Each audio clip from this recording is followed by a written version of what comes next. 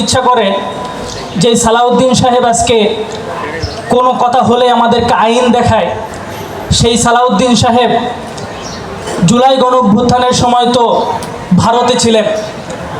জুলাই গণঅভ্যুত্থান যদি সংগঠিত না হতো আপনাকে কখনো বাংলাদেশের মুখ দেখা লাগতো না।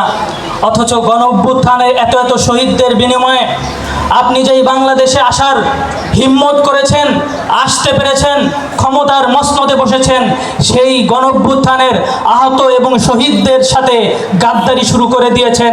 আমি স্পষ্ট করে বলছি, আপনি আমাদেরকে আইন দেখাতে চান। আমরা যদি বলি, জনগণ যদি খেপে যায়, জনগণ যদি মাঠে নেমে পড়ে, আপনাকে কিন্তু আবারও ভারত দেখাবে। অতএব আপনাকে এটা বুঝতে হবে, এই বাংলাদেশের জনগণের সাথে যে বা যারাই যখন গাদ্দারি করেছে, আজ না হয় কাল তাদের পরিণতি খুব ভয়ঙ্কর হয়েছে। আমরা এরশাদ সরকারকে দেখেছি, তাকেও কিন্তু গণঅভ্যুত্থানের মাধ্যমে নামানো হয়েছিল। 17 বছর জগদ্দল পাথরের ন্যায় বাংলাদেশে চেপে বসেছিল যেই ফ্যাসিবাদ সরকার শেখ হাসিনা, তাকেও কিন্তু হাজার হাজার রক্তের বিনিময়েও তাকে এই বাংলাদেশ ছাড়তে বাধ্য করা হয়েছে। অতএব আজকের দিনে যারা ক্ষমতা নিয়ে বসে এমন চিন্তা করেন যে আমি তো ক্ষমতা পেয়ে গিয়েছি, আমার আর কোনো চিন্তা নাই, আমি তো স্বয়ংসম্পূর্ণ, যারা সামনে আছে তারা তো সব বোকার দল, আমি বলছি আপনি খুব ভয়ঙ্কর একটি সিদ্ধান্তর দিকে আগাচ্ছেন।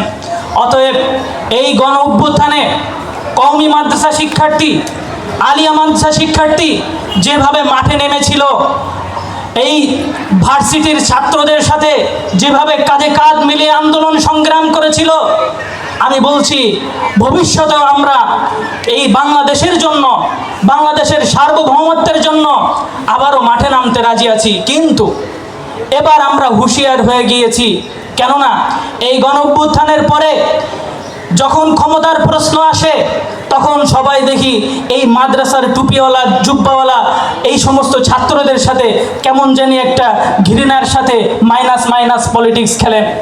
আমরা বলতে চাই, এই মাদ্রাসা শিক্ষার্থীদের ঘটনা যদি বলতে শুরু করি, যাত্রাবাড়ি ছিল বাংলাদেশের সবথেকে গণহত্যার একটি স্পট। আপনারা সকলেই জানেন, আপনারা যখন গণভবনে সারা দেশে যখন বিজয় উদযাপন হচ্ছিল, সেই ঠিক দুপুরবেলা যাত্রাবাড়ি ছিল রক্তক্ষয়ী এক সংগ্রামের স্পট। আমি সেদিন ওই সামনে থেকে আন্দোলন করেছি। সেদিন আমার একটি সাদা জুব্বা লাল রক্তে রঞ্জিত হয়ে গিয়েছিল। আমার শহীদ ভাইরা সেদিন কিভাবে কাতরাতে কাতরাতে আমার বুকের উপর মারা গিয়েছিল, সেই দৃশ্য আমি আজও ঘুমের ভিতরে হঠাৎ চমকে উঠি, সেই দৃশ্য আমাকে মনে করিয়ে দেয়। যখন আমি আবার দেখি বাংলাদেশের সরকার পরিবর্তন হওয়ার পরেও সেই সমস্ত শহীদ ভাইদের সাথে গাদ্দারি করা হচ্ছে, আমার রক্তে এক শিহরণ জেগে ওঠে। মনে হয় যে বেঁচে থাকাই যেন আমার জন্য খুবই খারাপ হয়েছে। একটি ঘটনা বলছি, জুলাই গণঅভ্যুত্থানের 5 আগস্ট যখন দুপুরবেলা যাত্রাবাড়ি সহ সমস্ত বাংলাদেশের মানুষ এই শাহবাগ, এই গণভবনের দিকে অগ্রসর হচ্ছিল, ঠিক তখন জোহরের নামাজ আমি রাজপথে পড়েছিলাম। জোহরের নামাজের পর পুলিশ বাহিনী আমাদের সাথে কথা বলার ছলচাতুরি করে আমাদেরকে কাছে ডেকে নেয়। আমি তখন মোড়ের উপর দাঁড়ানো, আমার সামনে আমার 2 ভাইকে পাখির মতো গুলি করে হত্যা করেছিল, সেই দৃশ্য কিন্তু আমি ভুলিনি। আমি এই বাংলাদেশ সরকারকে বলতে চাই, এই সমস্ত দৃশ্য দেখে দেখে এই গণঅভ্যুত্থান আজকে সফল হয়েছে। আজকে ক্ষমতায় বসেই এই সমস্ত গণভোট, এই জুলাই সনদ, এই সমস্ত মানুষের সাথে গাদ্দারি করবেন, আর এটা আল্লাহ তাআলা সহ্য করবে? এটা কখনো হবে না, হতে দেওয়া হবে না। প্রিয় সাথী ও বন্ধুগণ,